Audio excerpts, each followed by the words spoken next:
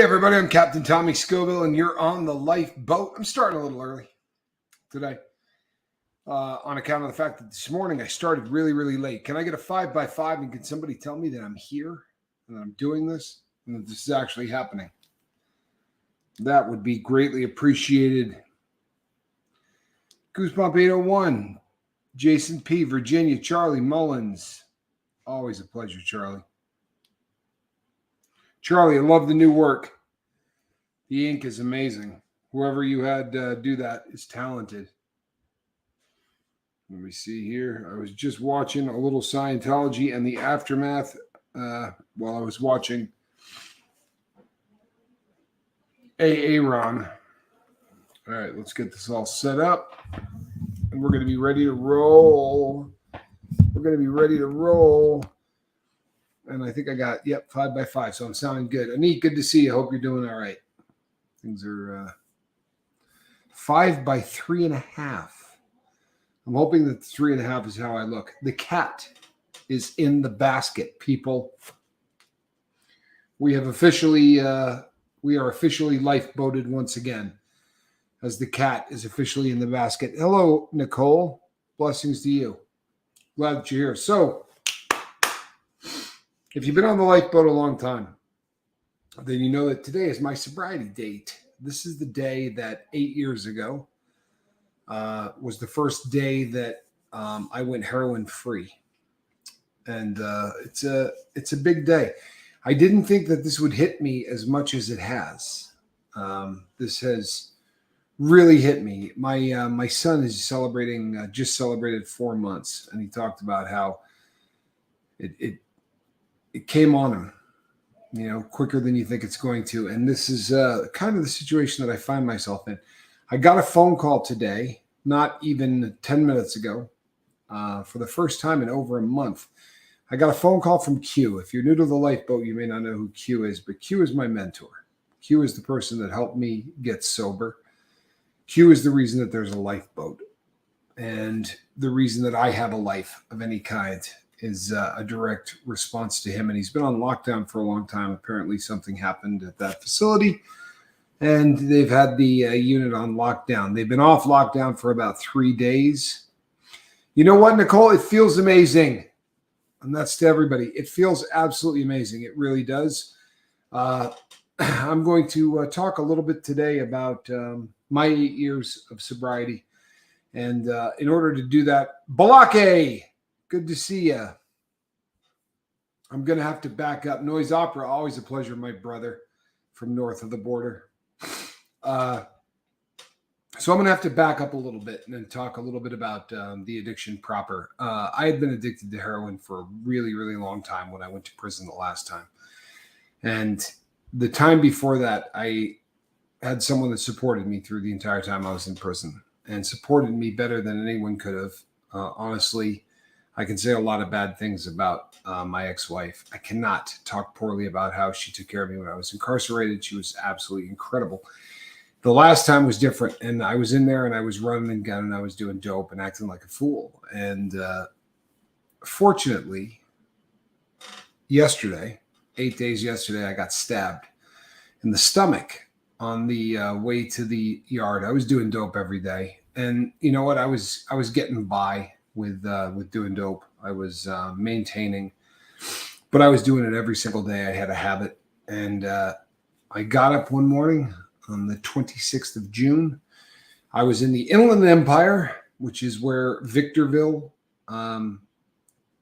Penitentiary is. It's also where the Victorville Federal Corrections Institution is. And that's where I was. And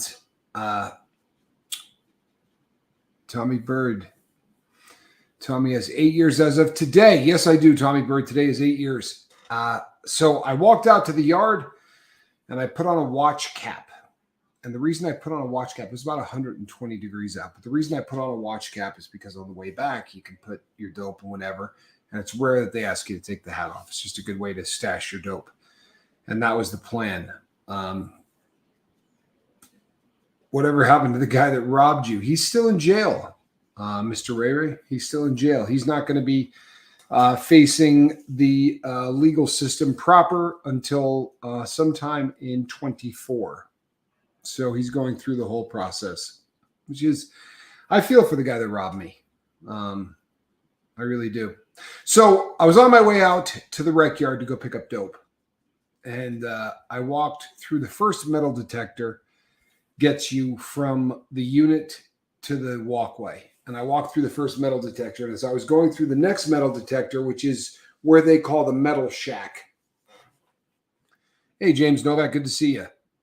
I started just 5 minutes early. I wanted to make sure that everything was going good. It didn't go good this morning, and I wanted to make sure it was. So that's where that is at. Brian Michaels, good to see you. Happy birthday. You know, it is a birthday of sorts. I certainly was reborn 8 years ago today. So the day before, I'm walking. I got my watch cap on. I get through the first metal detector. I went through the second one, which is at the metal shack. The metal shack is where everything in the entire yard has to go through. And they actually care about that metal detector more than others. I mean, you can always still get through if you got metal, but they spend a little bit more time there than they did anywhere else. I went through the metal detector. I was walking with a cane. So it always went off every time I walked through because of the cane. And it took a minute of playing the game. And I walked through, I banged right, and I was coming up the pathway heading toward the outside rec area. And a guy coming the other direction buried a knife in my side, and it went all the way into the stomach. Zenwen, good to see you. I hope you're feeling all right. The cat just heard somebody outside the door, and she spent a couple of days at a house with a dog, so she thought maybe that was a dog out there. It's not. Squirrel, relax. So I got stabbed, and as I was walking out into the recreation area, a youngster, brand new to the yard because I had never seen him before, said, "Oh my God, you're bleeding," which is enough to get him killed. Literally, you don't talk about anything; you just don't. And he was trying to get me help, which was a really nice thing to do. It was a kind thing to do. Pardon me, people, but I was working right up until the time that I got a call from Q. I was unpacking boxes and going hog wild, getting everything in shape. Thank you, Phases of the V, of the Moon, V. Sensational Cinema. Well, we're glad that you're here. Welcome to the Lifeboat. Sensational Cinema. I love the name. I really do. Sensational with a C. Sensational Cinema.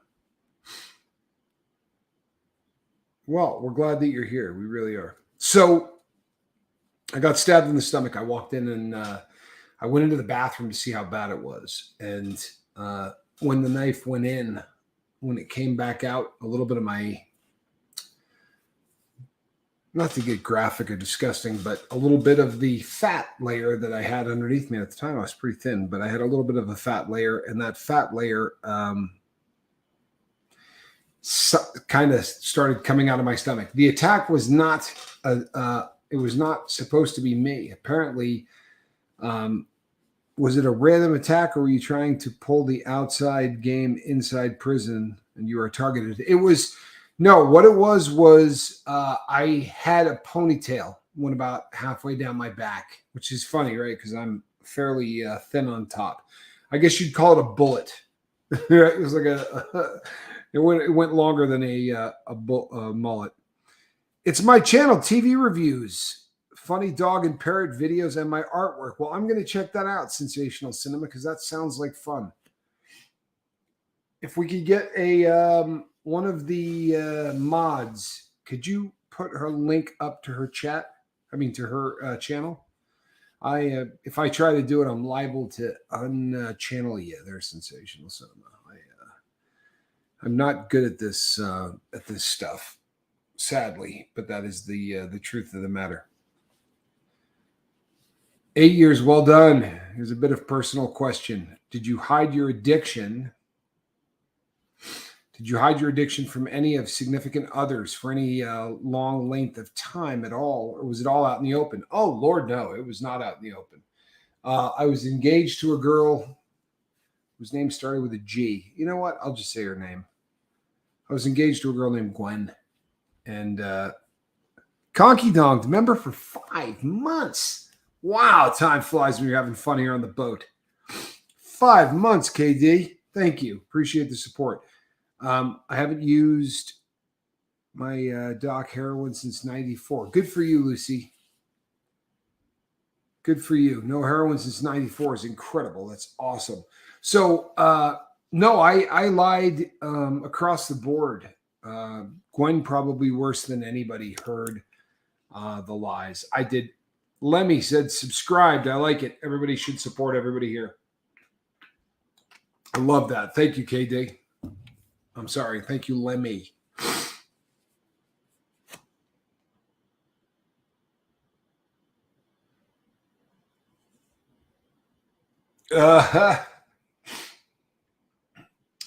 So no, I lied a lot. I lied to all of my significant others at one point. I mean, I lied to all of them, whether it was about that. There was always periods of time that I had claimed that I was quitting. I'm on Suboxone though for the last few, trying to reduce is rough. Lucy Day, here's the thing with reducing on Suboxone. A little quick side note, but I think it's probably a good idea. Because reducing on Suboxone is difficult, but it is a matter of taking a crap load of time to do it. And you just keep having the dose and having the dose and having the dose.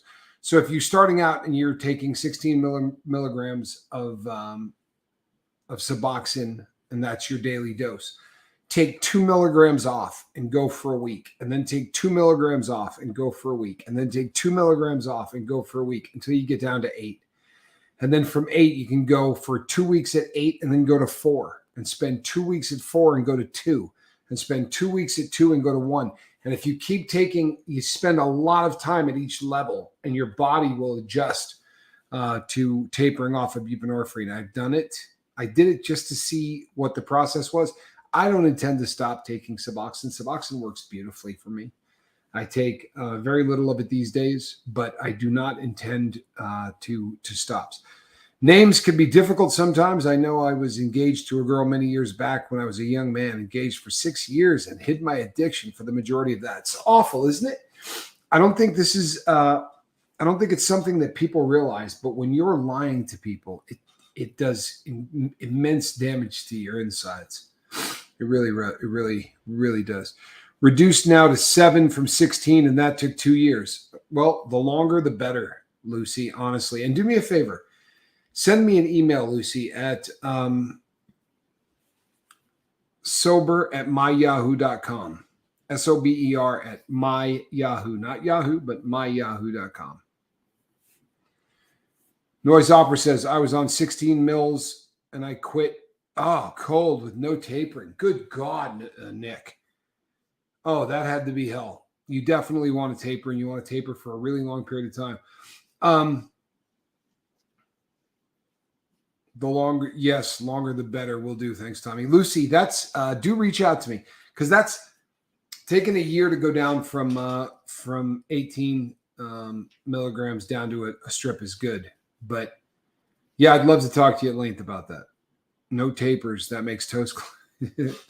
Yeah, it makes toes clench, right? It's a great way to put it. It's the absolute truth. So I get the question all the time. If I quit in prison, how did I end up on Suboxone? I'm on 20 milligrams of Suboxone right now, says Dennis Brace. All right. So here's how my Suboxone thing started. I got out. I went to a halfway house. I got a job. I started working, and I was working at a shipyard. I was working primarily on government contracts, very, very large ships. A lot of time crawling in and out of bilges and things that I'm really claustrophobic. And when you work on boats, you work in really small places. And I painted. So I used to paint, just the smallest things that you could possibly imagine. It was a very, very, it was a tough thing. I overcame a lot of fears. But I had been there almost a year. And I was getting ready to go home, and I got a call from a doctor, and it was about the 4th or 5th doctor that I had gone. When my dad passed away, I had a doctor that was great. I talked to him. I really opened up, told him everything that was going on. And, of course, a couple of weeks later, I called in. I said, I'm having a hard time. Yeah, we got you a new person.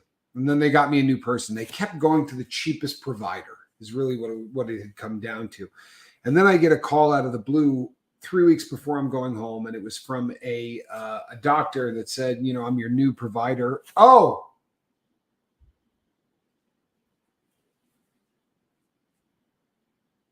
did I spell 8 wrong? Oh, you got to be kidding. I spelled 8 wrong. How did I spell 8? Oh, no. Full of Hope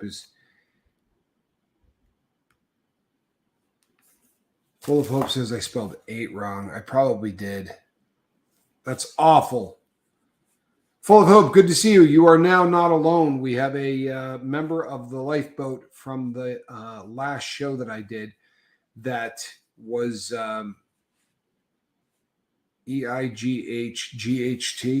What did I do? No, I didn't. See, Full of Hope's playing games with me and being cruel. 8. Miss V knows how to spell 8. Thank you, Ultra Maggot. I wasn't looking. So this doctor calls me out of the blue and says, I'm your new doctor. And I was such a jerk. Not on the thumbnail. Oh, I spelled it somewhere wrong somewhere else. Well, that doesn't surprise me. We'll have to work on it. My friend had a brain tumor, and the doctor that was supposed to do the surgery 3 days before the brain surgery, the doctor died from a motorcycle accident. Oh, Lord, that's horrible. So the doctor says to me, I'm your new doctor, and I was such a jerk to this person. I started cursing at her. I said, I don't want another effing doctor. I mean, I was just so mean to this person. And she said, can I ask you just a quick question before you hang up on me? And I said, sure.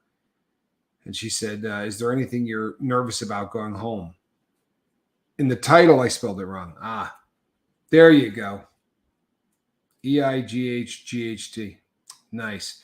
Thanks, KD. I will have to edit that.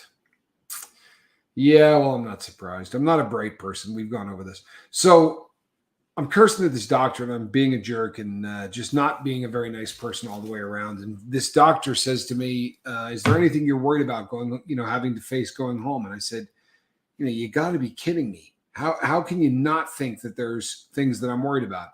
And she said, well, break it down for me. What are you the most worried about? I said, I'm the most worried about going home and doing dope. Obviously, right? I mean, that was what I was most worried about. www.studio.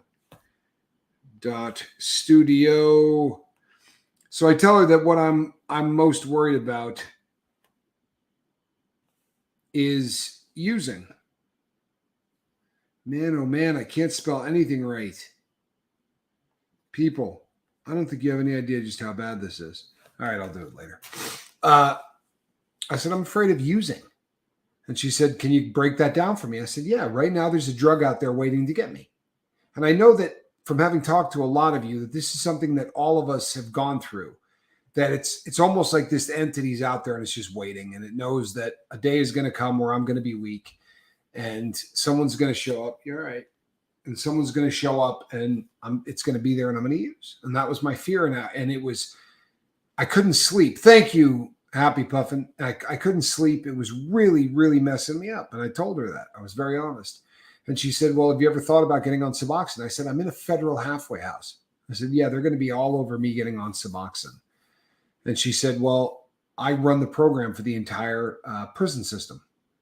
I was the first person to ever get inmates approved to be on Suboxone, even if incarcerated, which was news to me.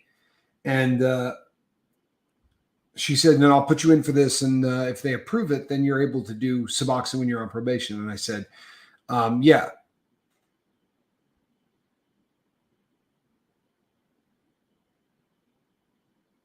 So I said, I'll fill out the paper. How long does this normally take? Thank you, Buddha. I appreciate that, man. Good to see you. Chili Phil, good to see you. I said, how long does it normally take? She said, 5 to 7 months. I said, 5 to 7 months. I leave in 21 days. Why am I doing this? And she said, just please fill out the paperwork. And I filled out the paperwork. And at the top, there was a thing that you could fill in, like the little round circles you used to take on CTBS tests, right? And one said, good candidate. and one said bed candidate. And you could fill in one or the other. And they had written across the top in red, the candidate. Not two E's, the candidate. And they thought I was just someone that, hey, good to see you, Brandon Calloway. Really glad that you're here. So with that, I was written a prescription for Suboxone, which was one of the funniest experiences because in this halfway house, the most abused drug in there is Suboxone, right? Like that's all they're trying to do is get people 32 days sober today.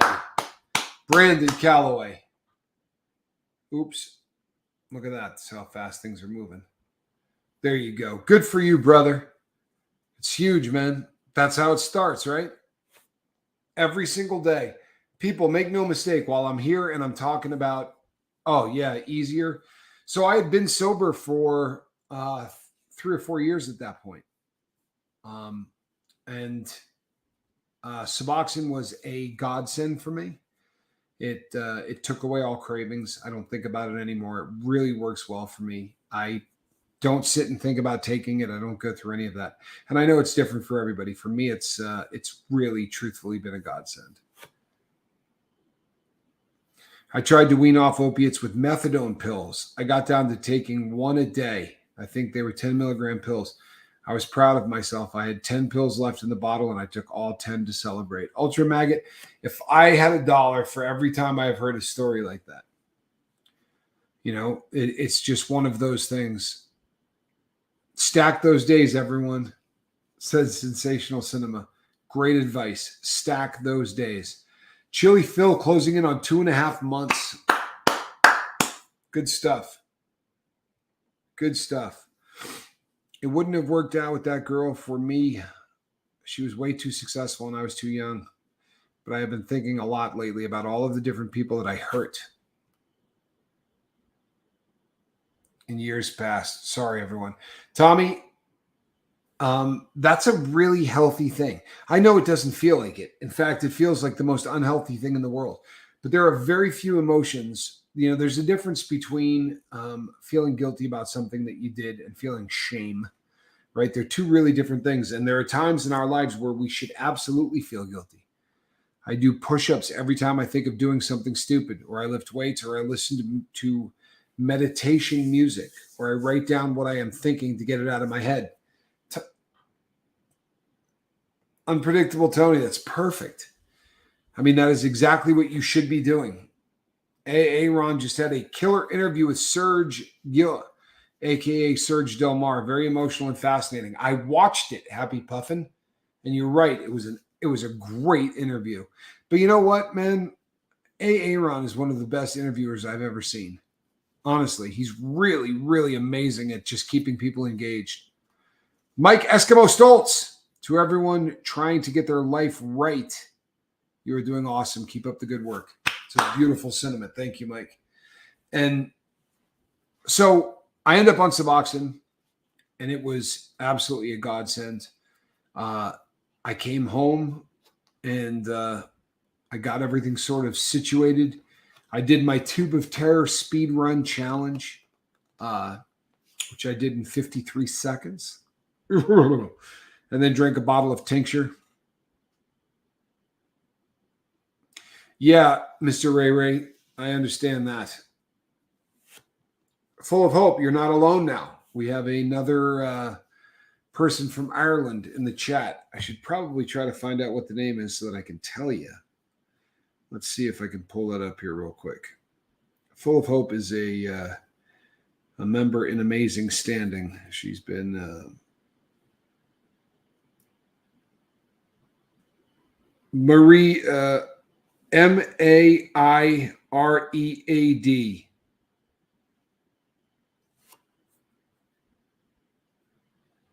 is who it is.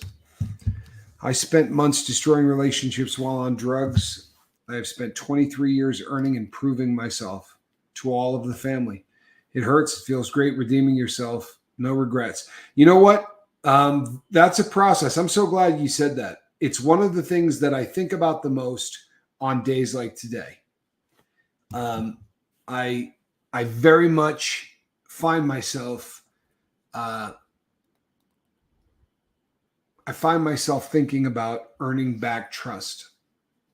And the amazing thing is that the people who love you, the people who want you to succeed, it doesn't matter whether you've been sober 2 minutes or 24 minutes or 24 years, those people are going to believe in you.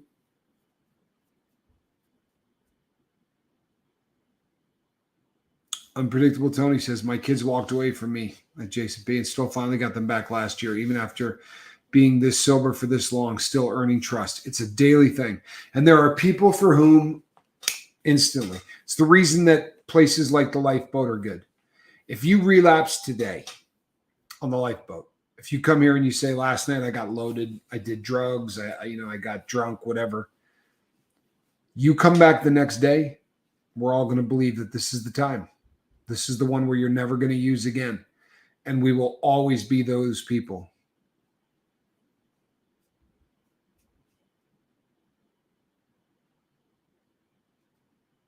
Rick, you know what? Rick is down to 8 milligrams of Subutex from 16. Good for you. Well done.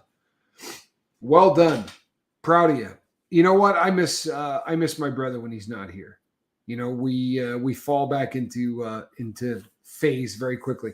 44 people watching and 25 likes. We can do better. Hit that thumbs up, says KD. And you know what? That's damn good advice. Allison Stacy, good to see you. If I haven't said hello, welcome to the Lifeboat. Glad that you're here. Yeah, Lucy Day says, Rick, that's a huge drop. And she is right. So I'm about 4 days behind on emails. Maybe 3 now. I did some catching up today. In about 2 or 3 more days, I will be right back to normal. Trust lost in moments takes years to regain, says Guilty as Hell. And make no mistake, people, and this is huge. It's something that comes up again every time that there's a new year. There are going to be people for whom there is nothing you're going to do that is ever going to be okay. Nothing. There are going to be people that are never going to believe that you got sober. And you know what? It sucks, but we earned it. We earned it. And the fact that people accept us back into the fold and trust us emphatically, that's a gift. It's not something that we can try as hard as we can to earn it. But what it really comes down to is there are people that are going to give you that, and there are people who are not. Happy Sunday, Captain. Thank you, a.k.a. Heather Joy. Good to see you. Hope you're doing well.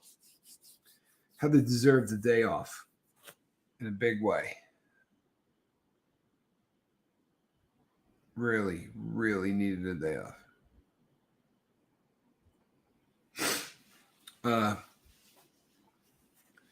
Valerie 102 says, I'm kind of new here. Hi, I'm at 239 days sober off alcohol today and finding my bearings. Can we get a 1 for that? Huh?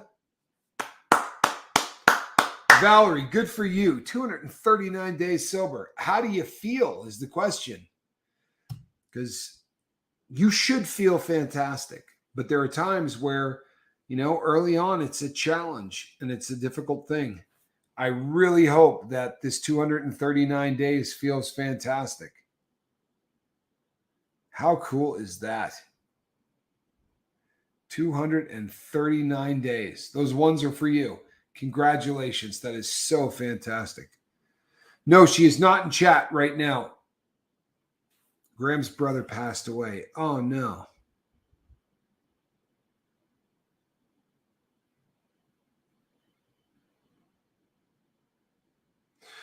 Buddha, I am so sorry. I'll reach out to her. That's awful, man. That is absolutely awful. I love your grandmother. She's one of the good ones, man. There are not enough of the good ones, but your grandmother is one of them. She's had so much faith in you, man. It's a beautiful thing. It really is. And a great illustration of what I'm talking about. The people that are going to believe in you and the people that know that you can turn your life around are going to believe day one. They're going to believe when no one else does. Yankee Kyle, good to see you, bud. Glad that you're here. Misal, glad that you're here as well. And guess who passed the word of the lifeboat to the pastor in his church? We are recruiting my brother. Woo! That's what I'm talking about. Buddha, what are we up to?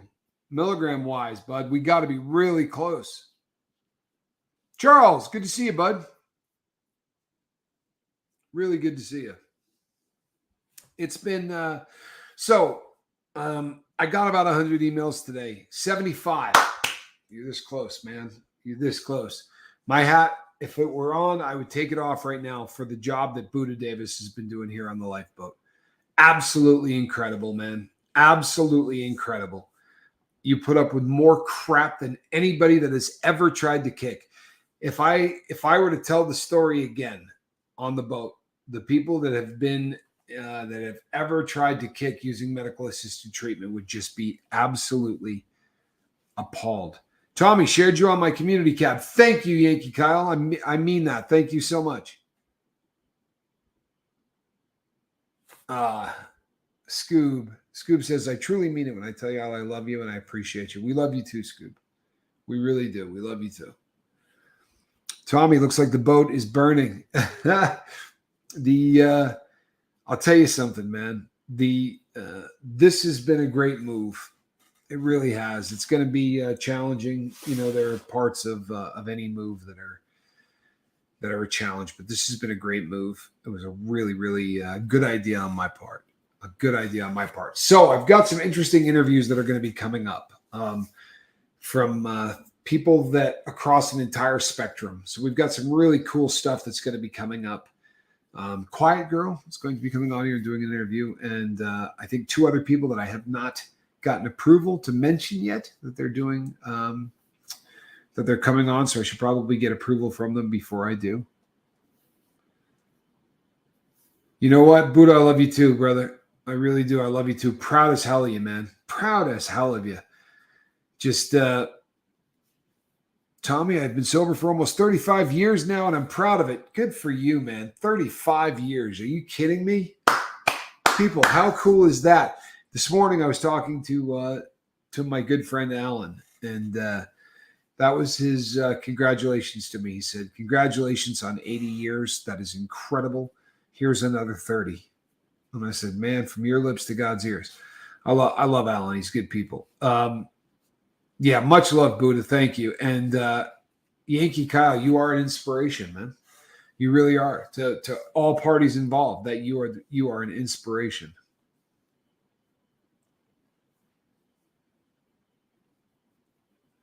I have been trying to get my dad sober for 33 years. His drug of choice are Soma and Oxy. He's stubborn, lies, cheats, gaslights, etc. I don't have children, but sometimes I feel like he is my child. Jason, I'm so sorry, man. Soma is a drug, for those who have not done it. Soma is a drug, chemical name carisoprodol. It is a muscle relaxer, but it is a really abused muscle relaxer for whatever reason. And I used to go to Mexico and buy them back in the day. I was a big fan of Soma. That was one of the drugs that I abused. Originally written about in a book called Brave New World. And then years later, a manufacturer thought, oh, that'd be a great thing to steal. Because in the book Brave New World, it's a drug. And it's a drug that they give people. You don't go on holiday. You take a Soma holiday. You take 2 milligrams of Soma or a milligram of Soma or whatever. But Soma is a rugged drug to quit, especially if you're mixing it with pain medication. Soma and Oxy is a terrible combination for someone to try to quit. The Soma is really popular among old, and I'm sorry, but I'm just keeping it real. I'm talking about me. I'm not talking about your dad. But when junkies who have been doing dope for a really long time, I adore Brave New World, says Goosebump. I liked it too. It was a great book. But when we first start doing dope, we nod. You know, you do enough of opiates and you begin the nod process. over time that goes away, and it's very difficult to keep the nod going. You have to do so much more dope and so much more dope and so much more dope and so much more dope. So a lot of people along the way will find themselves attracted to soma because soma will give them the nod that they used to feel. So the painkiller takes away the pain and the emotional, spiritual pain, and then the soma gives the nod, and it's that similar feeling. So yeah, a lot of people abuse that. Spent more than the last decade of making myself into an honest person that it's allowed to me to spot a lie before it gets all the way across the person's lips. Sometimes it's just disappointing. You know what, man? I deal with this. God almighty, do I deal with this? I'm glad that you said that, Tommy. This is something, when we talk about how we're just different, right? Once you've been down the road, once you start getting down the road, that's one of the things that you absolutely know you do. You can spot lies. I knew and got them from a soma drug rep. Yeah, somas were just awful. Sensational Cinema says, I got off of Oxy by using cannabis, THC, hemp, and CBD and kratom. I watched the film A Leap of Faith. I learned a lot and realized a lot of lies. Attack kratom. I used it for withdrawal symptoms. It's a lifesaver. Sensational Cinema. It is a lifesaver for those whose lives it saves. Very much like Suboxone, there are people that do not take kratom the way that it's supposed to be taken. Sadly, they dominate the news. They dominate the number of people that I've had on the boat since I started this who are trying to get off kratom has been incredible.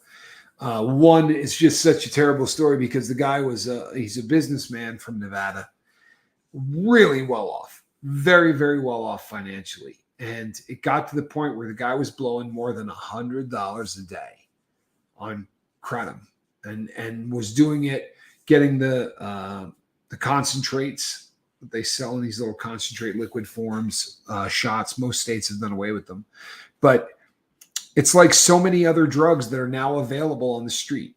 That drug. I did a big show on kratom and on a couple of the other drugs that are very similar. That they call them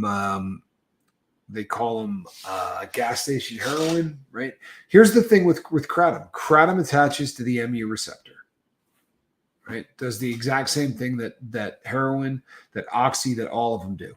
Does it do it the same way? It does not. And because it does it a different way, there are a lot of people who have been able to get off of dope with it. And to all of them, I say, fantastic. I have nothing but gas stations sell crap. Yeah, they do. But I have nothing but love and respect. If you got off dope using anything, good for you. Good for you. I piss people off in the community by not coming down harder on people who use one drug to get off another, but it's just plain stupid. You know what I mean? If you're able to get off of heroin by using kratom, God bless the kratom, right? Obviously, it's a better situation. People are nuts to take concentrate. Took me 2 months to get off of it.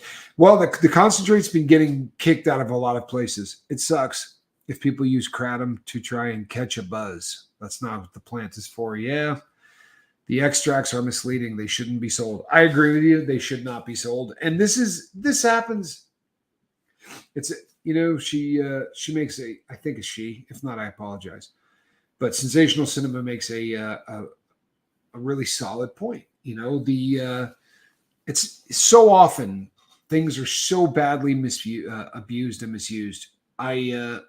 If you're new to the lifeboat, I'm a convicted felon. I'm a bank robber, and I went to prison for a long period of time. Full of hope. I'm so glad that you are talking to Quiet Girl. I think that's a match. There's a synergy right there. I thought that yesterday. I got to go do some things outside in a cold 106 degrees. It's beautiful out there. I was out there earlier. You should be in good shape. You got this, Mr. Ray Ray. Wow. Anik Alexander says, at the lifeboat, my friend Brian is watching tonight with me for the first time. Brian, welcome to the lifeboat. Glad that you're here, man. Former bank robber, correct. I am a former bank robber. I went to prison for robbing banks, and been to prison 3 times, 2 federal sentences and 1 state sentence. And watching things get used for a completely, like I've told the story many times in here, but very popular in prison is hand sanitizer, alcohol. And I shouldn't give the recipe out because it's not something I want anyone to ever do, but if you add a crap load of salt to hand sanitizer, the salt grabs removes almost everything but the alcohol, pulls everything into like this ball, and the gel itself actually becomes hard. And then you filter it through a t-shirt or whatever, get out all that goop, and then you take the rest of it and you filter it through coffee filters about 20 or 30 times, and then you drink it. And it's people drink this stuff. You can light it on fire. It's stronger than grain alcohol, and it is poison, absolute poison. And the number of people who drink it and drink it a lot, like the guys that would work for a while, I had a job where I would place the orders. You need to order 9 bags of hand sanitizer. You need to order 10 bags of hand sanitizer, whatever the case may be. And each time one came in, it's 32 ounces. So when it's all said and done, it's basically a fifth. And those fifths, that's nuts, says Unpredictable Tony. Absolutely. Those fifths of hand sanitizer booze could go for as much as $100, right? Which is just insane. But a ton of people drink it in there. Another thing that you see a lot is, believe it or not, nutmeg. Nutmeg gets wildly abused in prison because of the fact that guys in the kitchen can get a lot of it. It is a hallucinogenic, right? People go, huh? It is. Make no mistake. It is a hallucinogenic. In order to get hallucinogenic properties out of it, you have to make yourself sick. I've seen a video of someone on that show Intervention who was addicted to drinking hand sanitizer. He did it for a while, stopped, relapsed, and ultimately died from it. It can kill you. It is not the right kind of alcohol, but people drink it. And I watched people drink it for years. I watched people once or twice a week who would trip on by taking enough nutmeg to basically almost kill them. And this was something that was... I'm on so much antabuse, I can't use hand sanitizer. Is that the truth? Full of hope? Yeah, it can make you go blind, says Lemmy. I've told...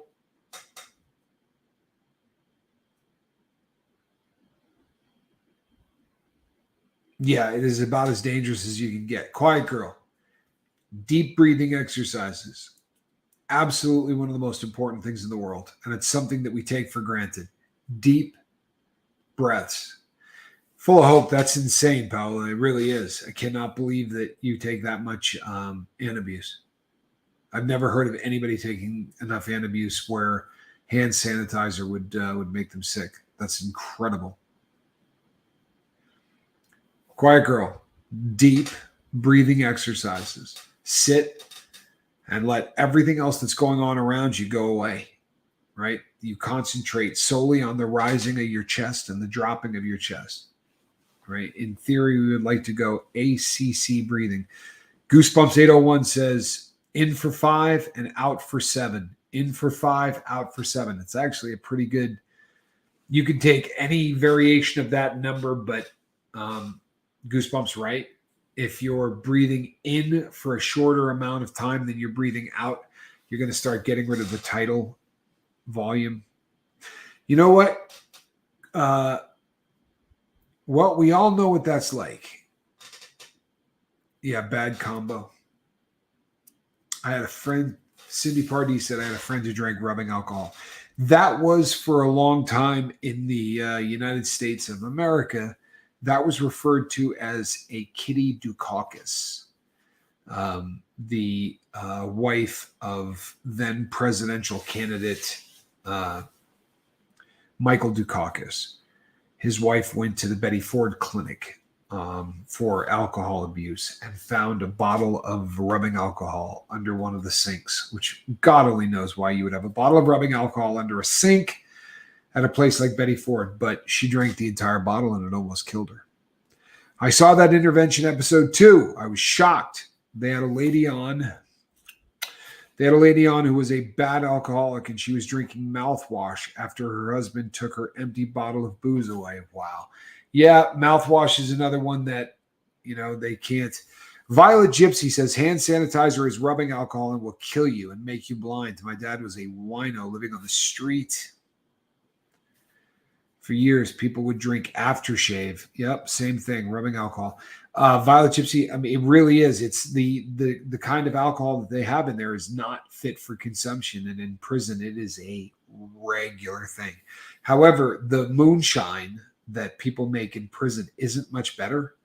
For about a year, I used to make moonshine. I had a cop on staff at one of the facilities here in Nevada that didn't care. And he would come on at midnight, and his thing was, if you just told him what you were doing, he basically wouldn't give you any crap. Like if you said, my cellmate's going to tattoo on me all night, just wanted to tell you in advance. So one night I just said, I'm going to be cooking moonshine tonight in my cell. If that's a problem, tell me and I won't do it. And he just said, that's fine as long as other people can't smell it. And I got to a point where I got pretty good at it. I had a friend that was making 5-gallon batches of wine, and I would then take that and turn it into moonshine. But it is absolutely, you know what? I'm going to stop talking for a sec because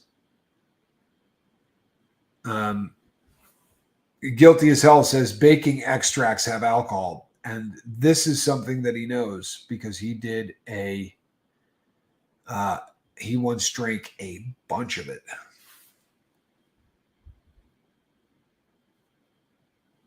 That's a problem in Alaska where most of my family is. A lot of people drinking mouthwash. Yeah, that's just incredible.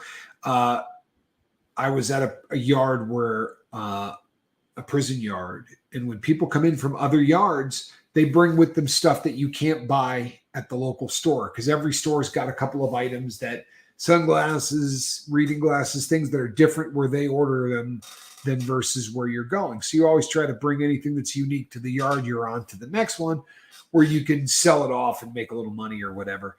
And this guy had brought in Aqua Velva. And the guy that bought it from him, he had 2 bottles, and the guy said, "Oh, I'll buy both of those from you." And I thought to myself, who wears Aqua Velva anymore, But he drank it. He drank both of them. 37 thumbs up, 53 in chat. We can do better, says Charlie Mullins. Don't mess with Charlie Mullins. If you haven't hit that thumbs up button, hit that thumbs up. Yes, the ones are a show of support. They're a show of prayer. We use them for a lot of things where, if we just want to tell somebody that we're praying for them, or we want to tell somebody, prison hooch is so bad for you, says Jason P. And he's right. Prison hooch is so bad for you, whether it's wine or whatever. You're drinking stuff where the bug is still alive, right? I mean, I made a video dumping my cooking brandy down the drain when I had an urge to drink it. It was a great video, by the way. He sent it to me, and I had just gotten a text that said I just found some booze, and I was in the process of sending back saying, you know what you need to do with that, brother. And before I even got it out, came the video of the stuff getting poured down the drain, and I just thought, you know what, man, well on your way. When you can do that, you're well on your way. Balake says, I agree with Charlie Mullins. We can do better.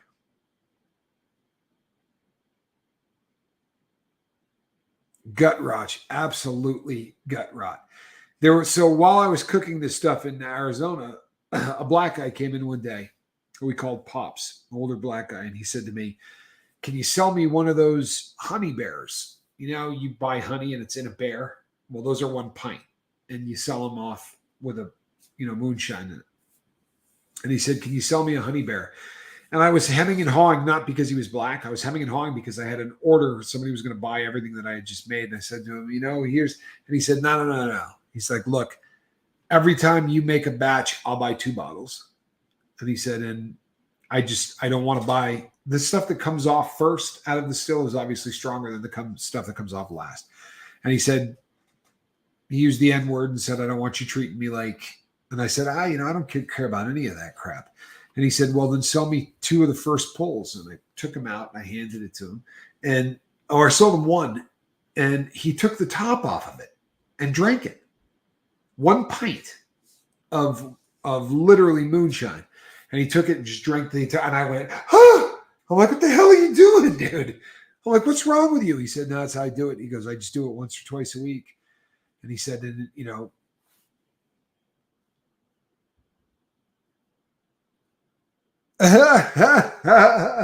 this is my first time checking out your channel, Tommy, and this is the best channel on YouTube that doesn't have a crazy old guy eating peppers." And he is a crazy old guy, and he does eat peppers, man. You know my brother. So this guy drinks the entire thing, and he said to me, "Can I buy another one?" I said, "Are you going to drink it like that?" And he said, "No, I'll take it out of here or whatever." I said, "Yeah, I'll sell you another one." But I sold to this guy once or twice a week for about a year. And then one day he disappeared. And I swear to you, I think he was dying from his alcohol his liver shutting down. This was prior to me getting sober, by the way.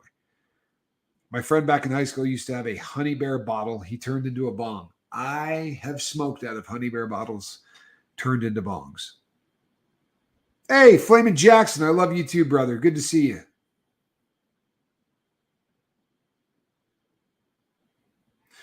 You do not have to send anything, ZW. We love you. We're glad you're here.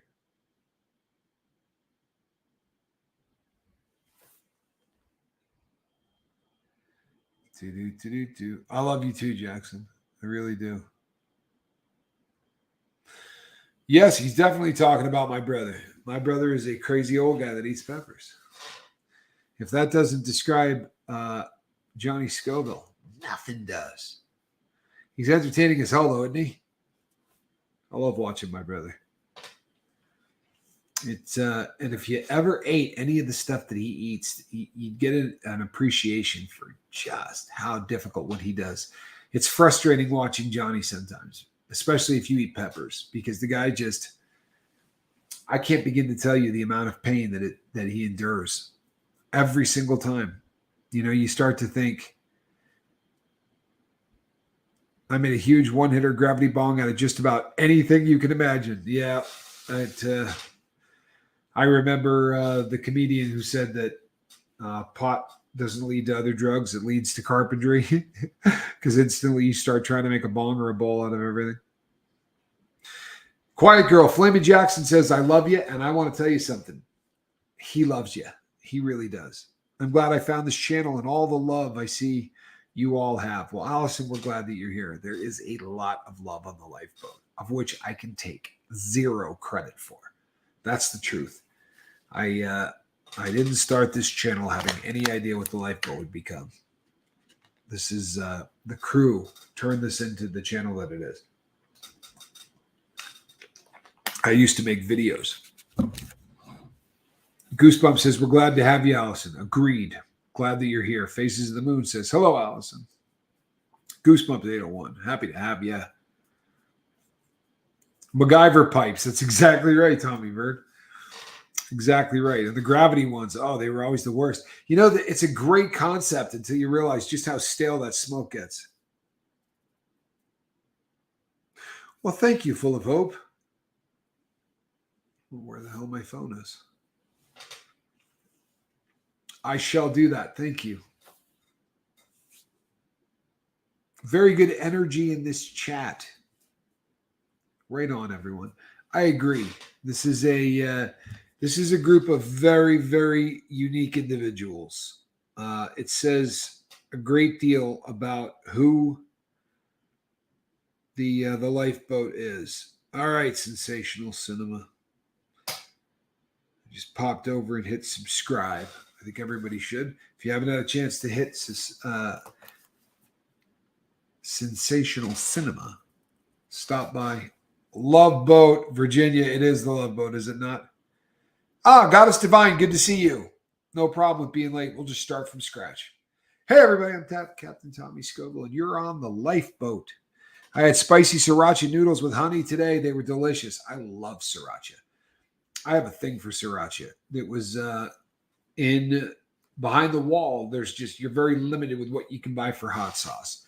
And at the higher custody levels, they won't even sell you sriracha because a guy can spray a cop with it, and it will have a very similar effect to pepper spray. It's not going to kill you, but it's uncomfortable as hell, right? So they tend to not give out those bottles that you can spray.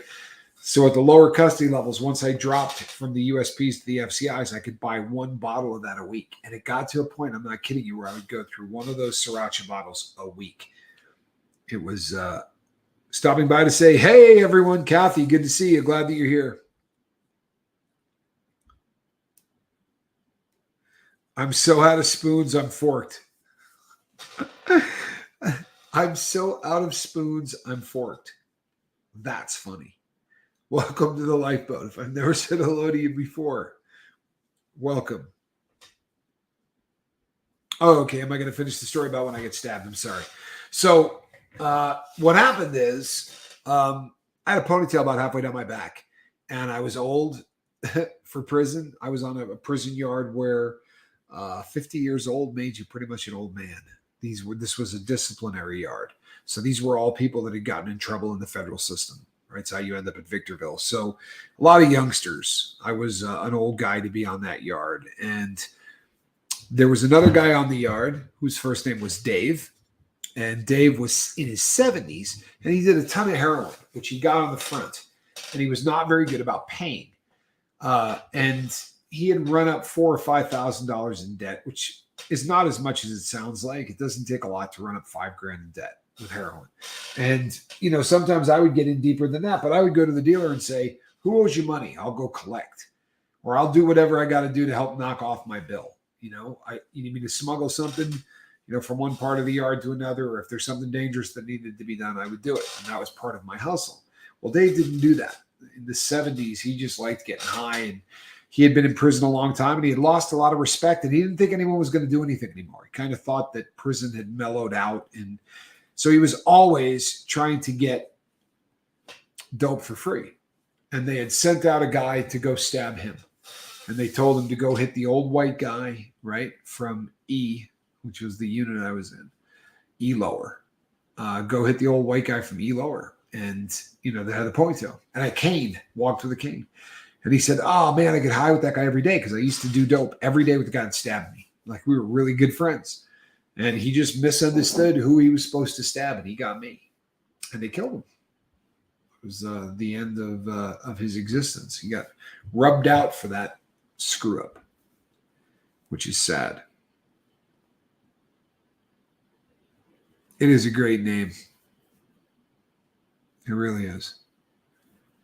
I am so out of spoons, I'm forked. That's funny. Especially if you've ever gone through a bunch of spoons. As a recovering 8 years off of heroin, let's just say that I went through some spoons. So that was what got me stabbed. Then they brought me to the back, and they sat me down on a table, and they said they were looking at the blood coming out of the hole in my stomach and my side. It's right about there. And palpitating it a little bit, not doing much. And then finally the doctor showed up after about 45 minutes, and he pushed on it hard and almost like a zit, honestly. The stomach acid started to get into the wound, and it just hurt. And he said, oh yeah, we got to get him out of here right now. So they called for life flight after I sat in the back for 45 minutes. They could have put me in an ambulance and driven me to the hospital and back, and then back to the hospital and back, in the amount of time that they had me sitting in the back for no reason. But then they panicked, and I got taken on life flight. I can't imagine living like that. I watch all prison shows, and it's so interesting, this culture within our culture. It is interesting. It is. And from time to time, I will watch one. They're too real for me at this at this juncture. Fighter jets overhead, very uncommon here, says Monk. Monk, monk, monk, monk, monk. That would make me nervous. What are we talking about? A bunch of fighter jets? So that day I got stabbed and I got put into solitary confinement because I would not tell them what race stabbed me. I wouldn't tell them what was going on. I wouldn't, you can't, right? There are a whole bunch of rules about all of that. So I was saying absolutely nothing.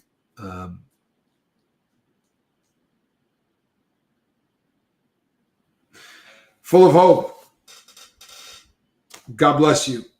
I mean that. A lot of love for Full of Hope. I need to know what happened. So what happened is I got life flighted off of the yard. I got brought to a hospital where they gave me 2 shots of Dilaudid, which was just great because I had just done heroin. And then on the way out the door, I got a 3rd shot of Dilaudid, and they brought me back, put me into solitary confinement where I spent the next 28 days.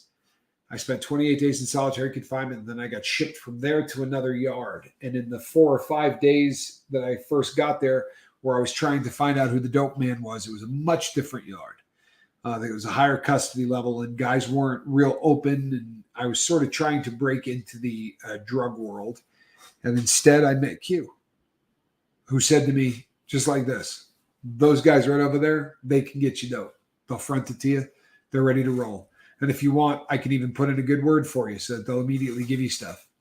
For real. So Q and I sort of started the conversation. And he said, man, you're the dumbest smart person I've ever met, or the smartest dumb person I've ever met, or something along those lines. And that was 8 years ago. And I have not done any heroin in that 8 years. And I'm proud as crap of that. I really am. I am more proud.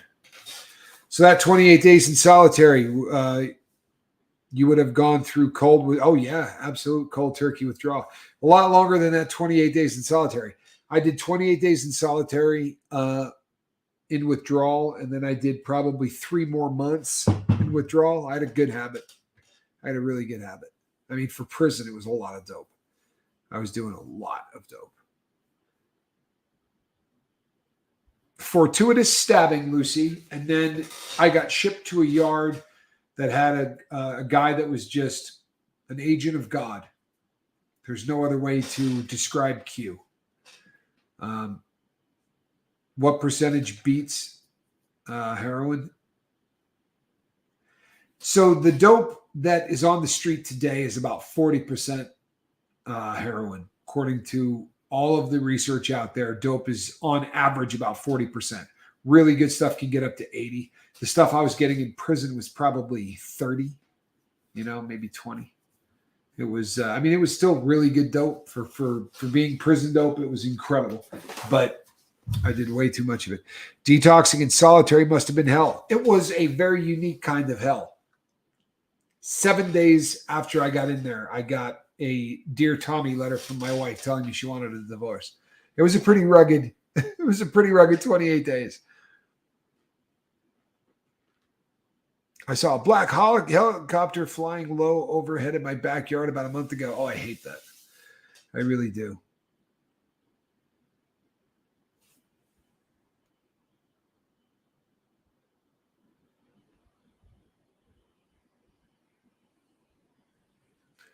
Detoxing in solitary was hell.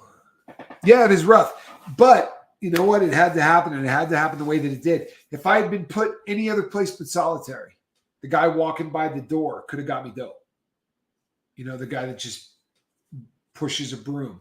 There were people from the yard sending heroin back, but they didn't even allow anybody to sweep in front. When you're in solitary, you're in solitary. There is nobody having any contact. You can't talk.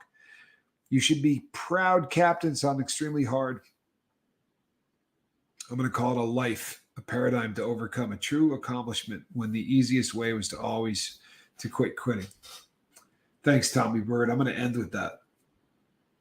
I don't think that I'm going to read anything that's going to make me feel better than that. Thank you, Tommy Bird. I love you, man. I really do. All of you. I love you guys. It is this boat means more to me than you can possibly imagine. There's no way for me to put into words just how much all of you mean to me. It was surreal hitting 8 years today. Talking to Q, and there was a time in my life where if you had said 8 years would be coming up, that would have been the only thing I would have thought about. But this crew has come to mean so much to me. It is time for Q's cameo. I mean, for Squirrel's cameo. It really is. So if you're new to the lifeboat, this is the way it usually ends. It hasn't been going like this because Squirrel has been just being a really lazy cat, part of the move. But this is how the lifeboat ends, people. T. Prada, thank you. You know what? I love Q. Without Q, there would be no lifeboat. Make no mistake. All right, people. I'm Captain Tommy Scoville. And as I've promised since the very first day of the lifeboat, you will have a place to own your past, to celebrate your victories, and all kinds of cat in a basket. This is a cat in a basket. And a good one. All right, peeps. We will see you tomorrow on the lifeboat. Between now and then, reach out and try to save somebody. God bless. 8 years, going strong.